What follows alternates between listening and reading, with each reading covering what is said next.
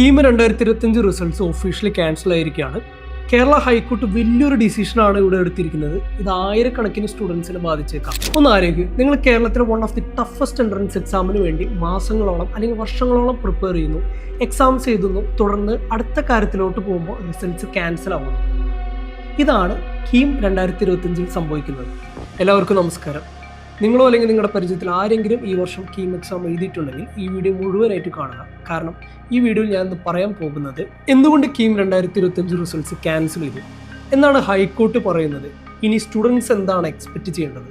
2025 April മാസം conduct ചെയ്ത KEAM എക്സാംസിൻ്റെ results publish ചെയ്തത് മെയ് മാസം 14 തീയതിയാണ്. എന്നാൽ ഇതിൻ്റെ റാങ്ക് ലിസ്റ്റ് പുറത്തുവിട്ടത് ജൂലൈ മാസം 1 തീയതി. ഈ ഒരു റാങ്ക് ലിസ്റ്റിൽ വലിയൊരു ഇഷ്യൂ കാണാനിടയായി. അതായത് ഫെബ്രുവരി 19 പുറത്തുവിട്ട ഒറിജിനൽ പ്രോസ്പെക്ടസ് പ്രകാരം മാത്സ്, ഫിസിക്സ്, കെമിസ്ട്രിക്ക് 1:1:1 എന്ന ഈക്വൽ വെയിറ്റേജ് ആണ് നൽകിയത്.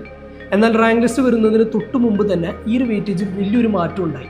അതായത് 1:1:1 എന്ന വെയിറ്റേജിന് പകരം 5:3:2 എന്ന വെയിറ്റേജ് കാണാനിടയായി.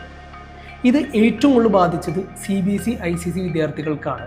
കാരണം എത്ര ഫുൾ മാർക്ക് മേടിച്ചാലും 30 മുതൽ 35 മാർക്ക് വരെ അവരിൽ നിന്ന് റിഡ്യൂസ് ചെയ്യും. ഇത് ഏറ്റവും കൂടുതൽ ബാധിക്കാൻ പോകുന്നത് ഹൈ റാങ്കിലുള്ള വിദ്യാർത്ഥികളായിരിക്കില്ല, മിഡിൽ റാങ്കിലും അതുപോലെ തന്നെ ലോവർ റാങ്കിലുള്ള വിദ്യാർത്ഥികളായിരിക്കും. 70,000-ലധികം സ്റ്റുഡൻസ് ആണ് ഈ ഒരു വർഷം കീം എക്സാംസിൽ ക്വാളിഫൈഡ് ആയിട്ടുള്ളത്. പക്ഷേ ഈ പ്രോസ്പെക്റ്റിലുള്ള ചേഞ്ച് എല്ലാ വിദ്യാർത്ഥികളും ഒരുപോലെ ബാധിച്ചിരിക്കുകയാണ്. ഇത് സ്റ്റുഡൻസിനോട് കാട്ടുന്ന ഏറ്റവും അൺഫെയർ ആയിട്ടുള്ള ഡിസിഷനാണെന്ന് മനസ്സിലാക്കിക്കൊണ്ടാണ് കേരള ഹൈക്കോടതി കീം 2025 റിസൾട്ട്സ് ഒഫീഷ്യലി ക്യാൻസൽ ചെയ്തത്. കേരള ഹൈക്കോടതി പറയുന്നത് ഇപ്രകാരമാണ്: rules of the games cannot be changed midway once the game has begun. അങ്ങനെ ജൂലൈ 10 റാങ്ക് ലിസ്റ്റ് വീണ്ടും പബ്ലിഷ് ചെയ്തു.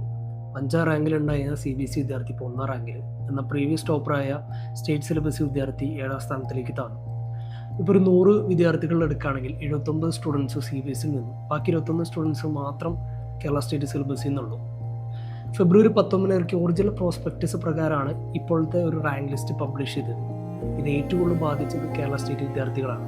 അതായത് കീം 2024 എന്താണോ സംഭവിച്ചത് അത് തന്നെയാണ് ഈ വർഷവും സംഭവിച്ചത്.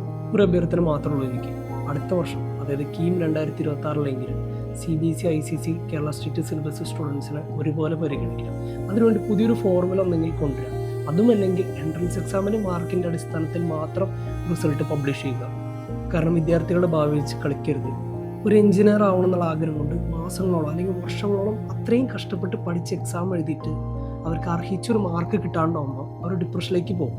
ഒരു സിസ്റ്റത്തിലെ പിഴവ് ഒരു കാരണവശാലും ഭാവിയിലെ നല്ല നല്ല എഞ്ചിനീയർമാരെ ഇല്ലാതാക്കരുത് എന്നുള്ളൊരു അഭ്യർത്ഥന മാത്രമേ എനിക്കുള്ളൂ. അപ്പോൾ ഈ ഒരു വീഡിയോ നിങ്ങൾക്ക് ഉപകാരപ്പെട്ടിട്ടുണ്ടെങ്കിൽ പ്ലീസ് ലൈക്ക് ദിസ് വീഡിയോ. പിന്നെ ഈ ഒരു വിഷയത്തെക്കുറിച്ച് നിങ്ങൾക്ക് എന്ത് അഭിപ്രായം ഉണ്ടെങ്കിലും കമൻറ്റ് ബോക്സിൽ നിങ്ങൾക്ക് രേഖപ്പെടുത്താവുന്നതാണ്. അപ്പോൾ ഇതുപോലുള്ള എഡ്യൂക്കേഷൻ റിലേറ്റഡ് കണ്ടൻസിനും അതുപോലെ അപ്ഡേഷൻസിനായിട്ട് ഈ ഒരു ചാനൽ നിങ്ങൾ സബ്സ്ക്രൈബ് ചെയ്യുക. Thank you.